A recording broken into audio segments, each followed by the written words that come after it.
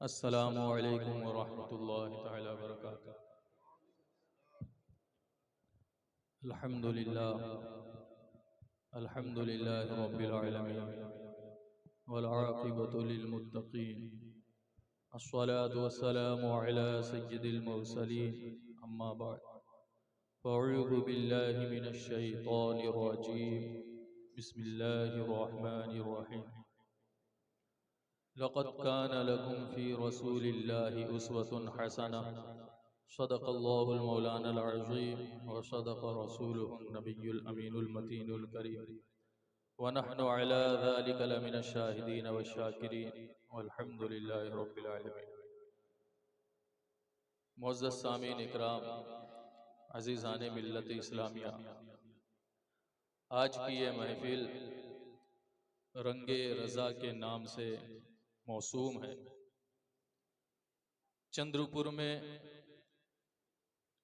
اللہ کے فضل و کرم سے حضور استاذ گرامی ظہیر ملت کے فیضان سے کچھ نوجوان بچے، جو آپ کے سامنے تو بچے ہیں لیکن کام دین کا بڑا بڑا کر رہے ہیں۔ جو بڑے بڑے نہیں کر پاتے ہیں وہ نوجوان کر کے دکھاتے ہیں۔ یہ نوجوان دین کے کام میں نہ کسی سے ڈرتے ہیں نہ کسی سے دبتے ہیں، اور اللہ کے کرم سے گاہے بگاہے آپ کی اور اپنی اصلاح کے لیے دینی پروگرام کرتے رہتے ہیں۔ یہ نہ کوئی آرکسٹرا کرواتے ہیں، نہ یہ کوئی قوالی کرواتے ہیں، نہ یہ کسی مورتی کی دعوت دیتے ہیں۔ یہ جب بھی آپ کو دعوت دیتے ہیں تو غوث اعظم کے لنگر میں بلاتے ہیں۔ تو ایسے بچوں کی مخالفت نہیں کرنا چاہیے، ان کی مدد کرنا چاہیے۔ یہ رنگ رضا نام کی انہوں نے مجلس شروع کی ہے۔ ہر جمعرات کو یہ اپنے حیثیت کے حساب سے لگاتار 2 سال سے مجلس میلاد سجاتے ہیں۔ آج کا دور یہ ہے کہ نوجوان کے پاس یہ سب چیزوں کا ٹائم نہیں ہے۔ وہ نوکری کر کے کام کر کے جب گھر آتے ہیں تو رات میں 10-11 بجے تک ان کو موبائل چاہیے۔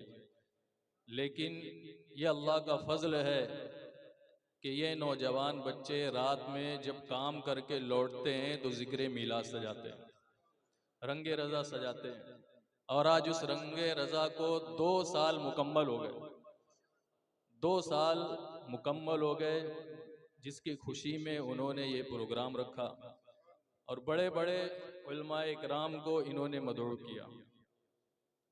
خصوصیت کے ساتھ شہزادہ ظہیر ملت حضرت علامہ مولانا مفتی فؤاد رضا صاحب قبلہ، یہ خانوادہ اعلی حضرت کے چمکتے ہوئے ایک پھول ہے۔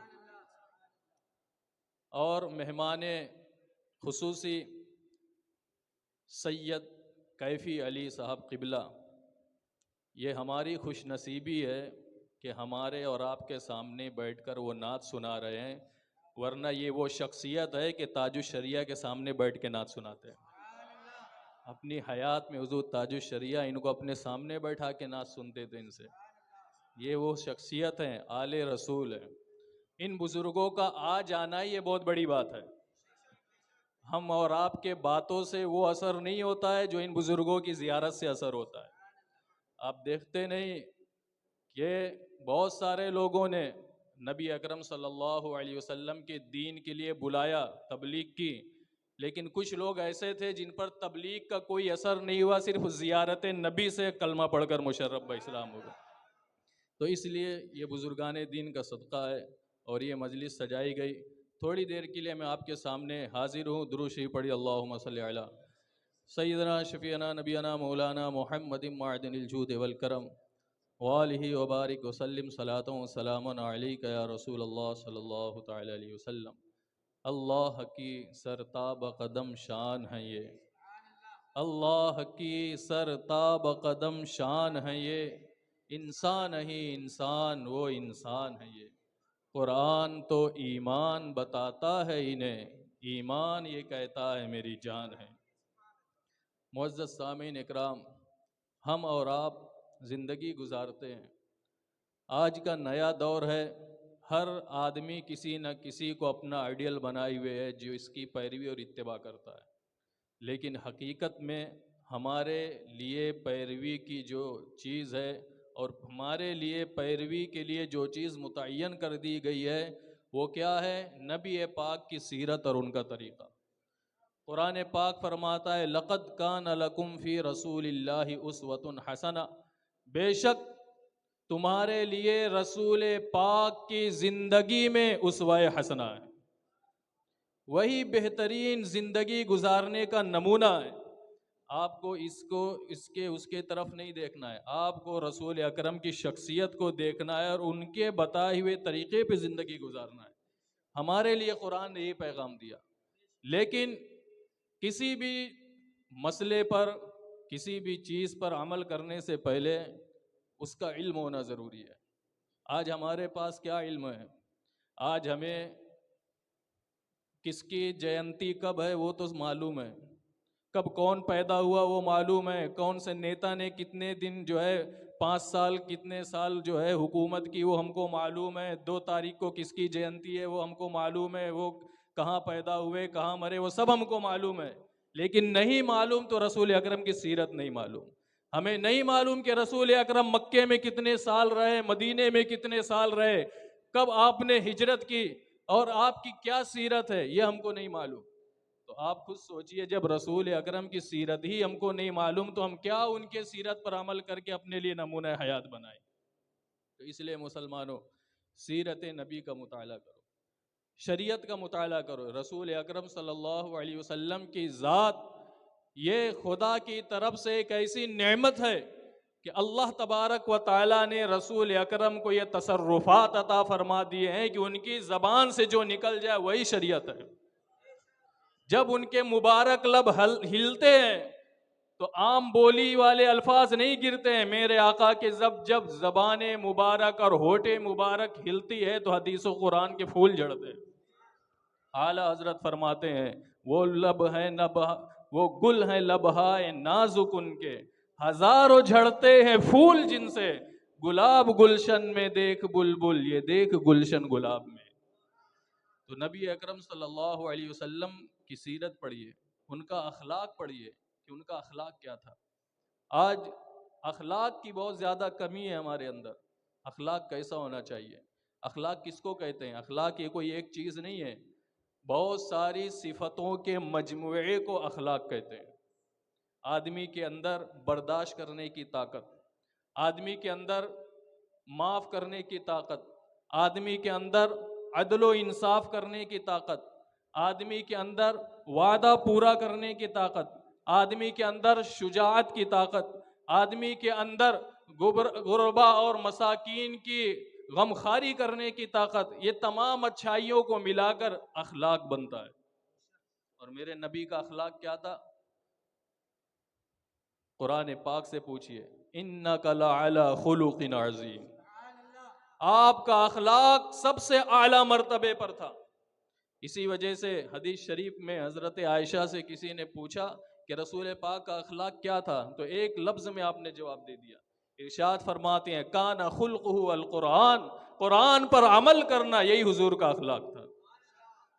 تو رسول اکرم صلی اللہ علیہ وسلم کے اخلاق دیکھیے۔ آج ہمارے اور آپ کا معاملہ یہ ہے کہ ہم اتباع نبی کا دعویٰ کرتے ہیں، سنت رسول پر اور عشق نبی کا دعویٰ کرتے ہیں، لیکن ہماری زندگی یہ رسول اکرم کی زندگی سے میل نہیں کھاتی ہے، ان سے ملتی جلتی نہیں ہے، ہم اس پر چلنے کی کوشش نہیں کرتے۔ آج ہمارے ذات پر اگر کوئی کیچڑ اچھال دے یا ہمیں کچھ اونچی زبان سے کوئی بات کر دے تو ہم آپے سے باہر ہو جاتے ہیں، لیکن رسول اکرم کی سیرت پڑھیے، رسول اکرم نے اپنی ذات کے لیے کبھی کسی سے جھگڑا نہیں کیا۔ جب بھی اگر رسول اکرم کا چہرہ جلال میں آیا تو اسی وقت جلال میں آیا جب شریعت کے کسی حرام کو کسی نے حلال کر دیا، کسی حلال کو کسی نے حرام کر دیا، جب دین پر آنچ آئی تب رسول اکرم کا جلال آیا۔ لیکن رسول اکرم کی ذات پر لاکھ لوگوں نے کیچڑ اچھالے، رسول اکرم نے لوگوں کو معاف فرما دیا، اپنی ذات کے لیے نہیں۔ تو ایک مومن کی شان یہی ہونے چاہیے کہ ہم کو گالی دے رہے دے، ہمارا مال لوٹ رہا ہے لوٹ، لیکن ہمارے دین پر، ہمارے بزرگوں پر، ہمارے نبی اکرم کی ناموس پر کوئی آج نہیں آنا چاہیے۔ وہاں سختی کرنا یہی اخلاق ہے۔ حضرت عمر فاروق رضی اللہ تعالیٰ عنہ نماز پڑھ کر مسجد سے نکلے، ایک فقیر تھا، بھوکا تھا، حضرت عمر فاروق اس کا ہاتھ پکڑے اپنے گھر پر لے گئے کھانا کھلانے کے لیے۔ بیٹھایا جب دسترخوان پہ تو اس کے منہ سے کچھ ایسے الفاظ نکلے جس سے گستاخ نبی کی بو آ رہی تھی اور گستاخی کی بو آ رہی تھی۔ ایسے الفاظ اس کے منہ سے نکلے جو شریعت کے خلاف تھے۔ حضرت عمر فاروق نے فوراً دسترخوان ہٹا دیا، گھر سے باہر نکال دیا، اور لوگوں نے کہا یہ کیا ہے، فقیر کو لے کر آئے کھانا کھلانے کے لیے؟ تو سنیے، ہمارے علماء فرماتے ہیں، ہمارے بزرگوں نے ہمیں یہی اخلاق سکھائے ہیں کہ جب بات آ جائے ناموس رسالت کی، دین کی، تو اس وقت آدمی کو سختی کرنا چاہیے، لیکن جب اپنی بات آ جائے تو اس وقت آدمی درگزر کر دے، دین کے معاملے میں کھڑا ہو۔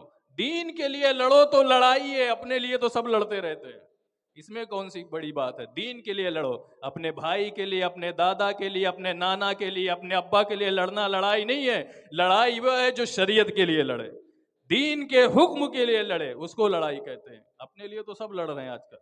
تو اس لیے آپ دیکھیے رسول اکرم کی شان کہ حلم اور عفو کا کیا معاملہ تھا، برداشت کرنے کی طاقت اور لوگوں کو معاف کرنے کا کیا جذبہ تھا رسول اکرم کے سیرت میں۔ حدیث شریف سنیے، حضرت زید بن سعنہ رضی اللہ تعالیٰ عنہ، یہ ایک یہودی عالم تھے، مشرف با اسلام بعد میں ہوئے۔ آپ نے ایک رسول اکرم صلی اللہ علیہ وسلم سے کچھ کھجوریں خریدی اور پہلے پیسہ دے دیا، اور کھجوریں دینے کا وقت بعد میں تھا، پہلے پیسہ بعد میں کھجوریں۔ ابھی جو وقت مقرر ہوا تھا اس کے 2 یا 3 دن باقی تھے، 2 یا 3 دن باقی تھے، اور بیچ بازار میں اس نے رسول اکرم صلی اللہ علیہ وسلم کی چادر پکڑ لی اور کہتا ہے، اے عبد المطلب کی اولاد، تمہارے خاندان کا یہی معاملہ ہے کہ لوگوں کے اموال دینے میں ٹال مٹول کرتے ہو اور لوگوں کا مال کھا لیتے ہو، اور جو تمہارے اوپر بنتا ہے اس کو دیتے نہیں ہو۔ حضرت عمر فاروق نے جب یہ گستاخی سنی تو آپ نے اسے ڈانٹا کہ تم کیسے بات کرتے ہو نبی اکرم صلی اللہ علیہ وسلم سے۔ رسول اکرم نے حضرت عمر سے کہا، عمر اسے ڈانٹو نہیں، ہونا تو یہ چاہیے کہ تم مجھ سے کہتے کہ اس کا مال ادا کرو، اور اس سے کہتے کہ نرمی کے ساتھ تقاضا کرو، تم ڈانٹ رہے ہو۔ یہ حضرت رسول اکرم نے کہا۔ اس کے بعد آپ نے کھجوریں دی اور کہا، جاؤ اسے دے دو، اور تھوڑی سی بڑھا کر دینا۔ جب وہ گئے، حالانکہ ابھی وقت نہیں آیا تھا، میں اگر آپ سے کوئی سامان خریدوں اور کہوں پیر کے دن مجھ کو چاہیے، پیر کے دن چاہیے، اور سنیچر ہی کے دن جا کر رات میں 12 بجے آپ کے گھر پر حملہ بول دوں کہ پیسہ لے لیے سامان نہیں دیے، پیسہ لے لیے سامان نہیں دیے، تو تمہارا خون کھولے گا کہ نہیں؟ کہ کتنا بے وقوف آدمی، ابھی وقت بھی نہیں آیا، وقت تو آنے دے، پیر کا دن تو آنے دے، ابھی وہ وقت نہیں آیا، لیکن اس نے رسول اکرم کی شان میں ایسے ایسے الفاظ کہے۔ رسول اکرم نے کہا، جاؤ عمر اسے کھجوریں دے دو۔ حضرت عمر فاروق نے اسے کھجوریں دی اور کچھ بڑھا کر دی۔ وہ کہتا ہے، یہ کھجوریں بڑھا کر کیوں دے رہے ہو؟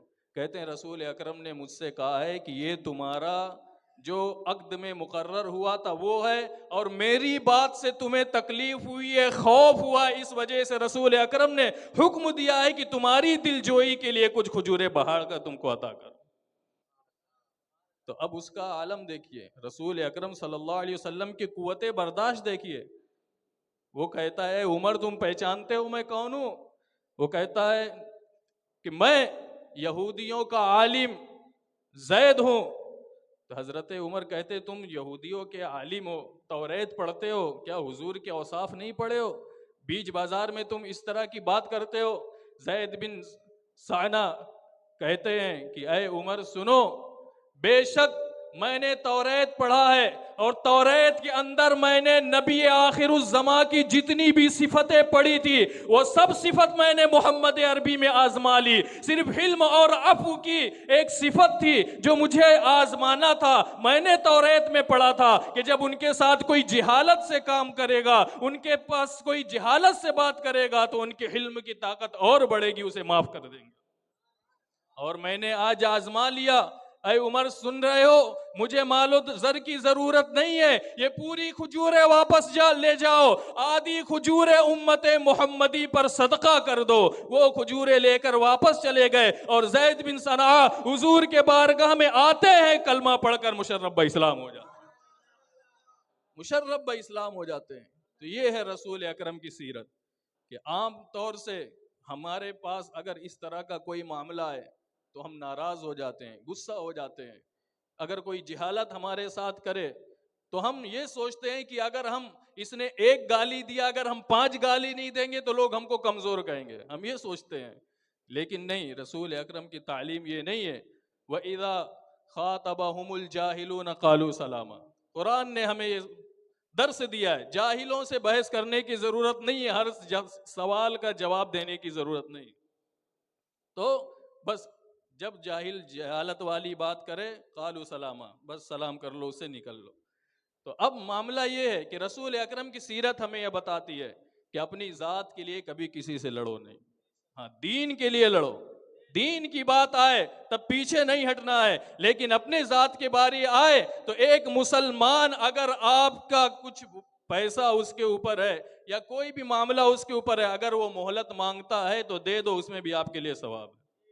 تو یہ رسول اکرم کی سیرت ہے. رسول اکرم صلی اللہ علیہ وسلم وعدے کی پابندی کرتے تھے, وعدہ وفا کرتے تھے. آج ہمارا حال یہ ہے کہ وعدے کی پابندی تو ایک دم ہے ہی نہیں ہمارے اندر, ایک دم ختم ہو گئی وعدے کی پابندی. ادھار لیا, پیر کے دن دے دیں گے, 50 پیر چلے گئے, آج تک اس کو نہ فون اٹھا رہا ہے نہ اس کا چہرہ دکھ رہا ہے. یہ وعدے کا حال ہے ہمارے. تو یہ رسول اکرم کی سیرت نہیں. وعدے کا عالم یہ ہے کہ ابھی اعلان نبوت کے پہلے کا واقعہ ہے. حضرت ابو الحمزہ رضی اللہ تعالیٰ عنہ نبی اکرم صلی اللہ علیہ وسلم سے کچھ سامان لیا اور عرض کیا, یا رسول اللہ, اے محمد, آپ یہیں کھڑے رہیے, میں گھر سے قیمت لا کر آپ کو یہیں پر ادا کروں گا. اعلان نبوت سے پہلے کی بات ہے. نبی اکرم سے وہ وعدہ کر کے گئے, آپ یہیں کھڑے رہیے, میں آ کر یہیں پر آپ کی قیمت دوں گا. رسول اکرم نے وعدہ فرما لیا, ٹھیک ہے میں یہیں کھڑا رہوں گا. اب وہ گھر جانے کے بعد بھول گئے, اپنے گھر کے کام کاج میں مصروف ہو گئے. 1 دن ہو گیا, 2 دن ہو گیا, 3 دن گزر گئے. 3 دن کے بعد انہیں یاد آیا کہ میں نے رسول اکرم سے وعدہ کیا تھا, محمد عربی سے وعدہ کیا تھا. اب پیسہ لے کر جب جاتے ہیں اس جگہ پر دیکھتے ہیں تو قربان جائیے 3 دن ہو گئے, لیکن رسول اکرم اسی جگہ کھڑے ہو کر اس کا انتظار کر رہے ہیں, اسی جگہ کھڑے ہو کر انتظار کر رہے ہیں. اگر ابھی ہم کو کوئی کہے کہ 5 منٹ رکیے میں آتا ہوں اور 15 منٹ بعد آئے تو ہمارا چہرہ لال ہو جاتا ہے. لیکن رسول اکرم کی سیرت دیکھیے, 3 دن انتظار کیے لیکن آنے کے بعد چہرے پر کوئی جلال نہیں. ارشاد فرماتے, اے نوجوان, تو نے مجھے مشقت میں ڈال دیا, تو نے مجھے مشقت میں ڈال دیا, 3 دن سے میں یہیں پر کھڑا ہو کر تیرا انتظار کر رہا ہوں. تو یہ رسول اکرم کی سیرت ہے کہ وعدے کی پابندی اس طرح ہونا چاہیے. حضرت رسول اکرم کا عدل و انصاف کیا تھا؟ آج ہم عدل و انصاف سے بہت دور ہیں. ہم خود اپنے اولاد کے درمیان عدل و انصاف نہیں کرتے تو دوسرے کے اس میں کیا عدل و انصاف کریں گے؟ عدل و انصاف کا دروازہ تو ایک دم ختم ہی ہو گیا ہے. نہ حکومت میں عدل و انصاف رہا, نہ لوگوں میں عدل و انصاف رہا, نہ بھائی بھائی میں عدل و انصاف رہا. عدل و انصاف ختم. لیکن تعلیمات نبوی دیکھیے, سیرت نبوی دیکھیے. نبی اکرم کی بارگاہ میں عدل و انصاف کا وہ عالم تھا جو غیر کی بیٹی فاطمہ کے لیے حکم تھا, وہی اپنی بیٹی فاطمہ کے لیے بھی حکم تھا. حدیث شریف سنیے, بخاری کی حدیث ہے کہ قریش کا ایک قبیلہ تھا بنو خزاعہ, اس کی ایک عورت تھی جس کا نام فاطمہ تھا. اس نے چوری کر لی. اب چوری اسلام میں جب اسلامی حکومت ہو تو چوری کی سزا ہے ہاتھ کاٹنا. کچھ شرطیں ہیں اس کی کہ 10 درہم کی مالیت ہونا چاہیے اور ایسی چیز ہونا چاہیے. تو کچھ شرطیں ہیں اس کی جو فقہ کی کتابوں میں موجود ہیں. چوری کی سزا ہاتھ کٹنا اسلام میں، تو اسلامی حکومت میں ہوتا ہے، سلطان اسلام اس کا حکم دیتا ہے. تو اب جب اس کی چوری ثابت ہو گئی شرعن، رسول اکرم نے حکم دیا اس کا ہاتھ کاٹا جائے. اب قبیلہ بنو خزاعہ نے سوچا کہ اگر ہمارے قبیلے کی کسی عورت کا ہاتھ کٹ گیا تو ہمارے قبیلے پر ایک داغ لگ جائے گا کہ اس قبیلے کی ایک عورت کا چوری میں ہاتھ کٹا ہے، داغ لگ جائے گا. تو انہوں نے سوچا کیوں نہ کسی طرح ہم حضور کو منا لے حضور کو. اب کیا کریں، حضور سے بات کون کرے گا جا کے؟ تو انہوں نے حضرت زید بن حارثہ رضی اللہ تعالیٰ عنہ کو چنا، اس لیے کہ زید بن حارثہ رضی اللہ تعالیٰ عنہ یہ رسول اکرم کے بہت قریب تھے. اسامہ بن زید رسول اکرم کے بہت قریب تھے. بچپنا آپ کا حضور اکرم صلی اللہ علیہ وسلم کے پاس گیا. حضرت اسامہ بن زید کو پکڑتے ہیں اور کہتے ہیں آپ جائیے حضور سے سفارش کیجئے، کٹنا نہیں چاہیے ہاتھ، نہیں تو قبیلے کی بہت رسوائی ہوگی. وہ رسول اکرم کی بارگاہ میں گئے، بے تکلفی تھی، آنا جانا تھا. عرض کرتے ہیں یا رسول اللہ کوئی صورت ہے فاطمہ کا ہاتھ نہ کاٹا جائے؟ اتنا سننا تھا رسول اکرم کا چہرہ سرخ ہو جاتا ہے. ارشاد فرماتے ہیں کہ خدا کی قائم کی ہوئی حدوں میں سے ایک حد کے بارے میں تم مجھ سے بات کرتے ہو.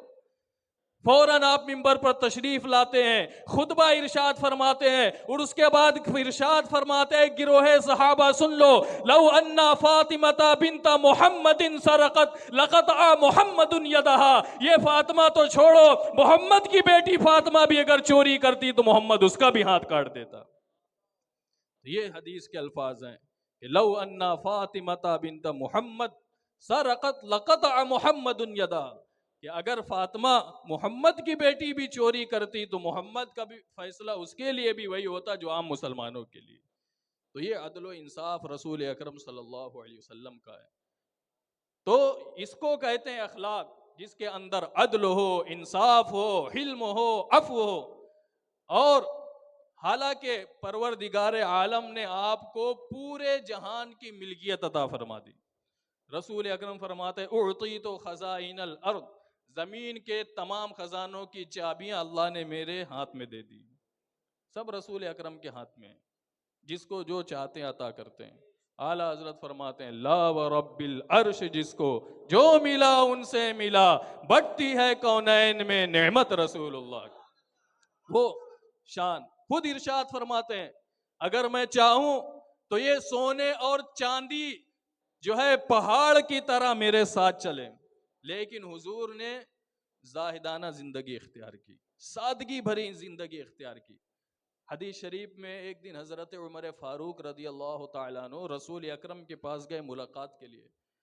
کیا دیکھتے ہیں رسول اکرم صلی اللہ علیہ وسلم ایک چارپائی پہ آرام فرما رہے ہیں، کھجور کی چھالوں سے بنی ہوئی تکیہ ہے، ایک مشکیزہ ٹنگا ہوا ہے، مختصر سا سامان ہے، اور چارپائی کی جو کھجور سے بنی ہوئی ہے اس کے داغ پیٹھ پر بنے ہوئے ہیں. یہ عالم ہے. حضرت عمر فاروق جب ملاقات کے لیے گئے یہ حالت دیکھا تو رونے لگے. عرض کرتے ہیں یا رسول اللہ، اللہ کے دشمن قیصر و کسریٰ عیش اور عشرت کی زندگی گزاریں، سونے اور چاندی میں کھیلیں، اچھی اچھی غذائیں کھائیں. وہ قیصر و کسریٰ جو اللہ کے دشمن ہیں، اور آپ اللہ کے نبی ہیں، آپ اگر چاہیں تو سب کچھ ہو سکتا ہے، آپ اللہ کے نبی ہیں. اتنا سننا تھا رسول اکرم اٹھ کر بیٹھ جاتے ہیں. ارشاد فرماتا ہے عمر تم دنیا کے چکر میں پڑ گئے، یہ دنیا کافروں کے لیے، ہمارے لیے آخرت ہے، یہ تو کافروں کے لیے. اس وجہ سے قرآن پاک نے ارشاد فرمایا کہ اگر اللہ تبارک و تعالی چاہتا تو کافروں کے مکان اس طرح ہوتے کہ چھت چاندیوں کی ہوتی، دیوار سونوں کی ہوتے. وَلَوْلَا أَن يَكُونَ النَّاسُ أُمَّةً وَاحِدَةً لَجَعَلْنَا لِمَن يَكْفُرُ بِالرَّحْمَنِ بُيُوتًا مِّن فِضَّةٍ. کہ آیت کریمہ کے الفاظ کچھ الگ ہیں. ولو کہ رسول اکرم صلی اللہ علیہ وسلم ارشاد فرماتے کافروں کے لیے تو اللہ نے قرآن میں فرمایا، جس کا ترجمہ یہ ہے کہ اگر کافروں کی دولت دیکھ کر ایمان والے کفر میں پڑ جائیں، یہ خوف نہ ہوتا تو اللہ کافروں کو اتنا عطا فرماتا کہ ان کے چھت چاندی کے ہوتے، ان کی چھت چاندی کے ہوتے اور دیواریں سونے کے ہوتی، لیکن اللہ نے اتنا عطا نہیں کیا۔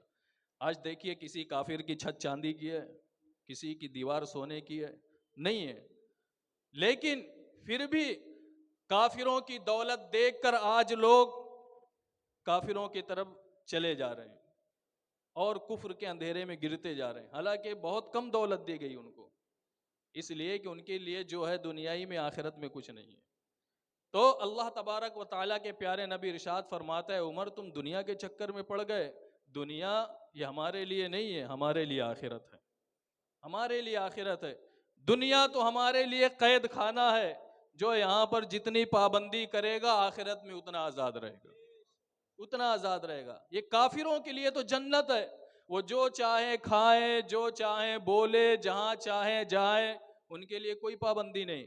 لیکن ہم ہر چیز کھا نہیں سکتے، ہر چیز پی نہیں سکتے، ہر آدمی سے مصافحہ کر نہیں سکتے، ہر آدمی کے یہاں رشتہ کر نہیں سکتے، ہر ہوٹل میں جا کر کھا نہیں سکتے، ہر دعوت میں شرکت کر نہیں سکتے۔ ہمارے لیے وہ پابندی ہے، ہم وہی کریں گے جس کی شریعت ہمیں اجازت دیتی ہے، شریعت جسے روک دے گی ہمیں رک جانا ہے۔ تو جو دنیا میں پابند جتنا زیادہ رہتا ہے، آخرت میں اللہ اس کے لیے اتنی آزادی عطا فرمائے، اتنی آزادی رہے گی۔ تو اس لیے مسلمانوں سیرت نبی پڑھو، اپنے اخلاق کو سنوارو، اور ہمارا یہ حق ہے رسول اکرم کا ہم پر کہ ان کی سیرت پڑھنے کے بعد ہم ان کی پیروی کریں، ان کی اتباع کریں، اپنے کاموں کو سنت نبی کے مطابق اس کو ڈھالنے کی کوشش کریں۔ صحابہ اکرام پوری زندگی یہی کرتے تھے، وہ یہ دیکھتے تھے کہ حضور کیا کرتے تھے۔ اسی وجہ سے جب حضرت ابو بکر صدیق رضی اللہ تعالیٰ عنہ کی وفات کا وقت آیا تو حضرت عائشہ سے پوچھتے ہیں، عائشہ بتاؤ حضور کے کفن میں کتنے کپڑے تھے اور حضور کس دن وفات فرمائے تھے؟ کہ زندگی بھر حضور کی پیروی کرتے رہے اور موت بھی ہو تو حضور کی پیروی میں میری موت ہو۔ یہ حضرت ابو بکر ہے۔ حضرت عباس، حضرت عبداللہ ابن عباس رضی اللہ تعالیٰ عنہ کا مکان مسجد نبوی کے ایک دم بغل میں تھا، ایک دم بغل میں۔ اس کا پرنالہ جو لگا ہوا تھا، اس کا پانی نمازیوں کے اوپر گرتا تھا، جو مسجد نبوی میں نماز پڑھنے جاتے پرنالے کا پانی گرتا تھا۔ حضرت عمر فاروق نے اپنے دور میں اس پرنالے کو ہٹا دیا، وہاں سے اس کو نکالو، نمازیوں کو تکلیف ہو رہی، ہٹا دیا۔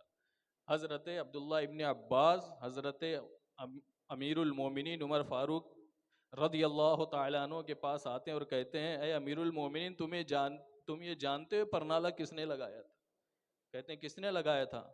کہتے ہیں رسول اکرم صلی اللہ علیہ وسلم اپنے مبارک ہاتھوں سے اس پرنالے کو لگایا تھا۔ حضرت عمر فاروق نے جیسے ہی سنا ارشاد فرماتے ہیں، اب امیر المومنین یہاں بیٹھتا ہے، اس کے کاندھے پر تم بیٹھو، بیٹھ کر پھر اس پرنالے کو وہیں لگاؤ جہاں رسول اکرم نے لگایا تھا۔ یہ تھی صحابہ اکرام کی شان، ہر کام میں حضور کی اتباع کی کوشش کرتے تھے۔ رسول اکرم صلی اللہ علیہ وسلم ایک دن مکے سے مدینے کی طرف ہجرت کر رہے ہیں، ببول کا درخت ہے، کانٹے کا درخت ہے، چلتے چلتے اچانک آپ کا امامہ ایک ببول کے درخت میں الجھ گیا۔ آپ نے جان بوجھ کے نہیں الجھایا، نکل رہے تھے الجھ گیا، آپ واپس آئے، امامہ چھڑایا، نکل گئے۔ حضرت عبداللہ ابن عمر رضی اللہ تعالیٰ عنہ جو بچپن سے حضور اکرم کی سیرت کو دیکھ رہے ہیں، حضرت عبداللہ ابن عمر کا معاملہ یہ تھا کہ جب جب اس راستے سے مکے سے مدینہ جاتے یا مدینے سے مکے آتے تو جب اس درخت کے نیچے سے گزرتے تو جان بوجھ کر پنجوں کے بل کھڑے ہو کر اپنا امامہ اس میں پھنسا دیتے، پھر واپس آتے، اس کو نکالتے اور پھر راستے پر چلتے۔ تو یہ تھی صحابہ کی، ہر کام میں رسول اکرم کی اتباع مقصود ہوتی تھی، اور جس کام سے رسول اکرم منع کر دیتے، دل و جان سے عزیز کام کیوں نہ ہو اس کو چھوڑ دیا کرتے تھے۔ ایک صحابی رسول انگوٹھی پہن کر آئے سونے کی رسول اکرم کی بارگاہ میں، رسول اکرم نے وہ انگوٹھی پھینک دی نکال کر، سونے کی انگوٹھی کی اجازت نہیں مردوں کو۔ اب رسول اکرم جب چلے گئے تو صحابہ نے ان سے کہا انگوٹھی اٹھا لو. ارے انگوٹھی منع ہے نا، مطلقاً سونا تو منع نہیں ہے. اس سونے کو بیچ کر تم کچھ اور کام کر سکتے ہو، کوئی اور سامان بنا سکتے ہو، اپنے گھر کی خواتین کے لیے کچھ بنا سکتے ہو، اٹھا لو اس کو. تو صحابہ رسول کا جذبہ دیکھیے، ارشاد فرماتے ہیں میرا ضمیر گوارا نہیں کرتا کہ اس چیز کو میں اٹھا لوں جس کو میرے نبی نے پھینک دیا. میرے نبی نے پھینک دیا، اب میں اسے اٹھا نہیں سکتا.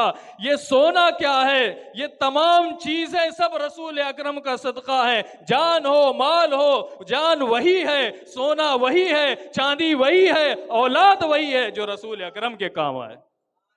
رسول اکرم کے کام آئے. تو یہ رسول اکرم کے مقدس صحابہ کا معاملہ تھا. تو ہمارا آج کل معاملہ کیا ہے؟ کیا ہم کوئی کام کرنے سے پہلے دیکھ رہے ہیں کہ ہم سنت رسول پر عمل کر رہے ہیں؟ رسول اکرم کی سیرت اس میں کیا تھی؟ ہمیں پیروی کرنا ہے اللہ اور اس کے رسول کی، اسی میں کامیابی ہے. اور رسول اکرم کی اطاعت یہ کوئی الگ چیز نہیں ہے. رسول کی اطاعت حقیقت میں اللہ کی اطاعت ہے.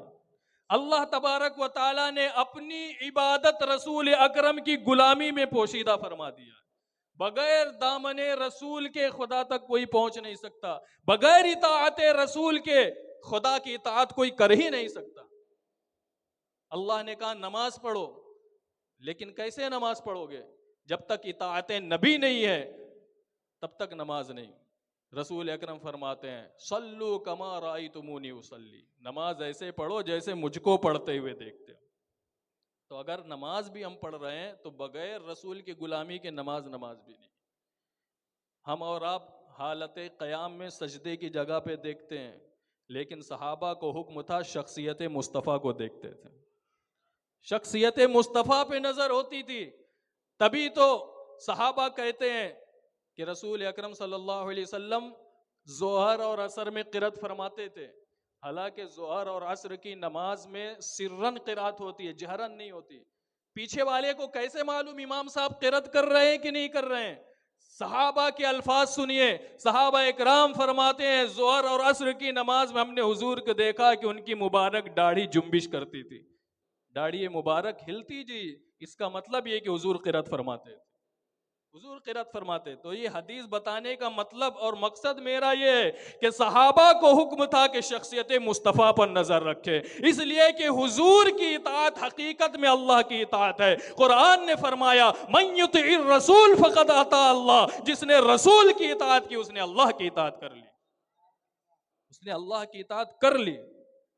تو یہ ہے رسول اکرم کی شان. اسی وجہ سے کعب بن اشرف یہودی وغیرہ جب ان کا ایمان اور اسلام پیش کیا گیا تو وہ کہتے ہیں نحن ابناء اللہ و احبہ، ہم تو اللہ کے چہیتے ہیں، ہمیں حضور کے پیروی کی ضرورت نہیں ہے. یہودی کہتے تھے ہم اللہ کے چہیتے ہیں، ہمیں حضور کے پیروی کی ضرورت نہیں ہے، ہم تو ایسے ہی اللہ کے چہیتے ہیں، اس کے بارگاہ میں پہنچے ہوئے. جیسے آج کل کچھ یہودی کی پیداوار یہاں پر موجود ہے، یہ سب یہودی کی پیدا کیے ہوئے ہیں جو کہتے ہیں ہمیں حضور کی ضرورت نہیں ہے، اللہ تک ہم پہنچے ہوئے ہیں.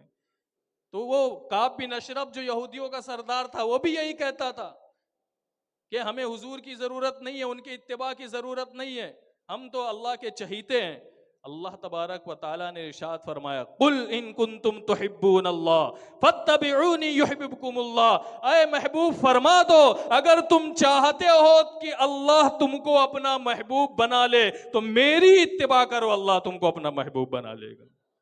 بغیر رسول کی اطاعت کے اللہ کی بھی اطاعت نہیں. بغیر رسول کی اطاعت کے اگر آدمی کہے اللہ ایک ہے تو اس کی وحدانیت بھی قبول نہیں ہے.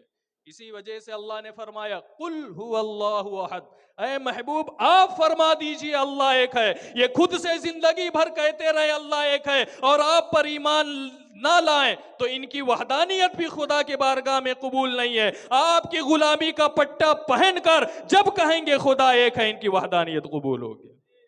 تو رسول اکرم کی پیروی ضروری ہے، بغیر ان کے کچھ نہیں. اللہ تبارک و تعالیٰ نے انہیں یہ شان عطا فرمائی. اعلیٰ حضرت فرماتے ہیں بخدا خدا کا یہی ہے در، نہیں اور کوئی مفر مقر، جو وہاں سے ہو یہیں آ کے ہو، جو یہاں نہیں وہ وہاں نہیں. تو یہ رسول اکرم کی غلامی اور ان کی اتباع ہمارے لیے بہت ضروری ہے۔ ایک آخری حدیث سنا کر میں اپنی گفتگو ختم کروں، اس لیے کہ لنگر کا بھی اہتمام ہے اور آپ لوگ کافی نماز کے بعد سے بیٹھے ہوئے ہیں۔ ایک لاسٹ حدیث سنا کر میں اپنی گفتگو ختم کرتا ہوں۔ بخاری شریف کتاب التفسیر میں سب سے پہلی یہ حدیث موجود ہے، حضرت ابو سعید ابن معلہ رضی اللہ تعالیٰ عنہ سے ارشاد فرماتے، کنت اصلی فی المسجد، میں مسجد نبوی میں نماز پڑھ رہا تھا، فمر بی النبی صلی اللہ علیہ وسلم، تو میرے پاس سے رسول اکرم گزرے، فنادانی، تو انہوں نے مجھے پکارا۔ حضرت ابو سعید ابن معلہ فرماتے ہیں کہ میں نماز پڑھ رہا تھا، حضور میرے پاس سے گزرے اور مجھے پکارا۔ تو اب آپ بتائیے کہ حضور نے جب پکارا تو دیکھا تو تبھی تو پکارا، دیکھا تبھی پکارا، اور دیکھا تو کس حالت میں دیکھا؟ نماز پڑھتے ہوئے دیکھا، نماز پڑھتے ہوئے دیکھا، پھر بھی حضور نے پکارا۔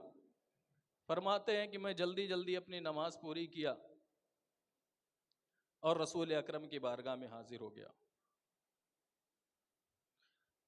جب حاضر ہوا تو رسول اکرم ارشاد فرماتے، این کنتا، ابھی تک کہاں تھے؟ اتنا لیٹ کیوں آئے؟ کب میں نے پکارا؟ تو رسول اکرم کے پیارے صحابی عرض کرتے، یا رسول اللہ کنت اصلی، میں نماز پڑھ رہا تھا۔ اب آپ اگر کسی کو بلائیں اور وہ 5 منٹ تاخیر سے آئے، آپ کا جلال ایک دم جو ہے اعلیٰ درجے پر پہنچا ہوا، اور وہ آ کر کہہ دے میں نماز پڑھ رہا تھا، تو غصہ ٹھنڈا ہو جائے گا، عذر قبول کر لیا گا۔ لیکن یہ عذر حضور کی بارگاہ میں قبول نہیں ہوا، نماز کا عذر۔ رسول اکرم ارشاد فرماتے ہیں، الم یقل اللہ عز وجل یا ایھا الذین آمنوا یا ایھا الذین آمنوا استجیبوا للہ وللرسول اذا دعاکم، کیا تم نے اللہ کا یہ فرمان قرآن میں نہیں پڑھا کہ جب اللہ اور اس کے رسول، جب رسول تمہیں پکاریں تو فوراً اللہ اور اس کے رسول کی طرف دوڑو۔ یا ایھا الذین آمنوا استجیبوا للہ وللرسول اذا دعاکم، اللہ اور اس کے رسول کی بارگاہ کی طرف لپکو، جلدی کرو جب رسول تمہیں پکارے۔ دعاکم واحد کا صیغہ ہے، تثنیہ نہیں ہے، دعواکم نہیں ہے، دعاکم، اس کی ضمیر حضور کی طرف لوٹ رہی ہے۔ حضور جب پکارے، یا ایھا الذین آمنوا استجیبوا للہ وللرسول اذا دعاکم، اللہ اور اس کے رسول کی بارگاہ کی طرف لپکو جب رسول تمہیں پکارے، اس لیے کہ رسول کی بارگاہ حقیقت میں خدا کی بارگاہ، بخدا خدا کا یہی ہے در، نہیں اور کوئی مفر مقر، جو وہاں سے ہو یہیں آ کے ہو، جو یہاں نہیں وہ وہاں نہیں۔ حضور نے عذر قبول نہیں کیا کہ میں نماز پڑھ رہا تھا۔ حالانکہ مسئلہ یہ ہے کہ نفل نماز اگر کوئی پڑھ رہا ہے، نفل نماز میں اگر ماں باپ بھی پکاریں تو توڑ کر جانے کی اجازت ہے نفل نماز میں، لیکن نفل نماز کے علاوہ میں توڑنے کی اجازت نہیں ہے، جب تک بہت زیادہ ضرورت نہ ہو، کوئی اندھا کنویں میں گر رہا ہے تب توڑنے کی اجازت۔ لیکن نبی کی شان دیکھیے، اگر کوئی فرض نماز میں بھی ہو اور اس نماز کی حالت میں رسول اکرم پکارے تو اس کے اوپر جانا واجب ہے، جانا واجب ہے۔ اس حدیث کی شرح میں تمام ائمہ اعظام کے اقوال نقل ہیں، جن میں سب کا اتفاق ہے اس بات پر کہ اگر حالت نماز میں بھی حضور پکاریں تو جانا واجب ہے، جانا واجب ہے۔ اب اختلاف ہو گیا اس بات میں کہ اگر کوئی حالت نماز میں حضور کی بارگاہ میں گیا تو نماز ٹوٹے گی کہ رہے گی؟ اب حضور نے بھیج دیا اس کو جنگ میں، یا حضور نے بھیج دیا کسی کام میں، اب وہ واپس آیا تو نماز ٹوٹی یا نماز پھر سے وہیں سے شروع کرے؟ ٹوٹی کی باقی ہے، نماز میں، اس میں اختلاف ہو گیا۔ کچھ ائمہ کہتے ہیں جانا تو واجب ہے، لیکن جب آئے تو پھر سے نماز پڑھے۔ لیکن ہمارے امام الائمہ سراج الغمہ امام اعظم ابو حنیفہ رضی اللہ تعالیٰ عنہ ارشاد فرماتے ہیں کہ اگر حالت نماز میں رسول پکارے تو جانا واجب ہے، اور جب تک رسول اکرم کی خدمت میں ہے وہ خدا ہی کی عبادت میں ہے، نماز ٹوٹے گی نہیں۔ ایک سجدہ کر کے گیا تھا تو واپس آ کر دوسرا سجدہ کرے، وہ بحالی نماز میں موجود ہے۔ اس لیے کہ من یطع الرسول فقد اطاع اللہ، جس نے رسول کی اطاعت کی اس نے اللہ کی اطاعت کی۔ یہی سبق ہمیں اعلیٰ حضرت نے بریلی کے سرزمین سے دیا ہے کہ مسلمانوں سمجھ جاؤ، بخدا خدا کا یہی ہے در، نہیں اور کوئی مفر مقر، جو وہاں سے ہو یہیں آ کے ہو، جو یہاں نہیں وہ وہاں نہیں۔ تو اس لیے مسلمانوں رسول اکرم کی شان بہت بلند ہے، سب وہیں سے مل رہا ہے، اور وہ ہمارے اور آپ کی طرح نہیں ہے۔ رسول اکرم کی شان اتنی بلند ہے، یہ سب حدیثیں آپ کو دیوبند میں نہیں ملیں گی۔ یہ حدیثیں وہ لوگ جو ہے اگر پڑھیں گے بھی تو اس کا غلط معنی بتائیں گے۔ اس حدیث کو اگر اسی طرح پڑھنا ہے جس طرح بڑے بڑے محدثین پڑھتے تھے، ائمہ اعظام پڑھتے تھے، تو آپ کو بریلی کی سرزمین پر آنا پڑے گا، اعلیٰ حضرت کی بارگاہ میں آنا پڑے گا۔ اعلیٰ حضرت آپ کو بتائیں گے کہ یہ شخصیت کون ہے۔ ارشاد فرماتے ہیں اللہ کی سرتاب قدم شان ہے یہ، اللہ کی سرتاب قدم شان ہے یہ، انسان نہیں انسان، وہ انسان ہے یہ۔ قرآن تو ایمان بتاتا ہے انہیں، ایمان یہ کہتا ہے میری جان ہے یہ۔ تو یہ رسول اکرم کی شان ہے۔ تو ان کے غلامی کا پٹا گلے میں ہے تبھی عبادت عبادت ہے، ورنہ کچھ بھی کر لو، رسول اکرم کا دامن ہاتھ سے اگر چھوٹ گیا تو سب چھوٹ گیا۔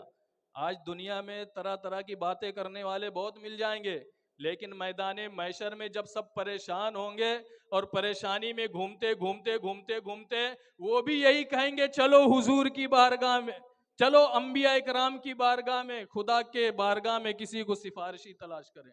وہ بھی یہی کہیں گے، حضرت آدم کے پاس جائیں گے، حضرت نوح کے پاس جائیں گے، حضرت ابراہیم کے پاس جائیں گے، لاسٹ میں چل پھر کر جب حضور کی بارگاہ میں پہنچیں گے تب باب شفاعت رسول اکرم کھولیں گے۔ تو اس وقت تو سب مانیں گے، لیکن اس وقت کا ماننا نہیں ہے۔ اس وقت ابو جہل کیا اس کے جتنے چیلے چپاٹے ہیں سب مانیں گے، یہ اسماعیل دہلوی اور اشرف علی تھانوی کیا ہیں، ان کے چیلے چپاٹے سب مانیں گے، لیکن کل کا ماننا نہیں ہے۔ اعلیٰ حضرت فرماتے ہیں آج لے ان کی پناہ، آج مدد مانگ ان سے، کل نہ مانیں گے قیامت میں اگر مان گیا۔ تو اس وجہ سے مسلمانوں رسول اکرم کا دامن مضبوطی سے تھامے رہو، ان کی سیرت پڑھو، اس پر عمل کرو، دین کے لیے کام کرو، آپس میں اپنی ذات کے لیے دشمنی لڑائی جھگڑا یہ بند کرو، دین کا کام کرو، سیرت نبی پر عمل کرو، سنت رسول کے مطابق زندگی گزارو، اسی میں ہمارے لیے کامیابی ہے۔ قرآن فرماتا ہے لَقَدْ كَانَ لَكُمْ فِي رَسُولِ اللَّهِ أُسْوَةٌ حَسَنَةٌ، حضور کی زندگی میں تمہارے لیے نمونہ حیات ہے۔ اللہ تبارک و تعالی ہمیں رسول اکرم کی سیرت پر عمل کرنے کی توفیق عطا فرمائے، اور تمام تر بد مذہبوں سے بچنے کی توفیق عطا فرمائے، آپس میں اتفاق و اتحاد عطا فرمائے۔ استغفر اللہ ربی من کل ذنب واتوب الیہ۔ السلام علیکم ورحمۃ اللہ۔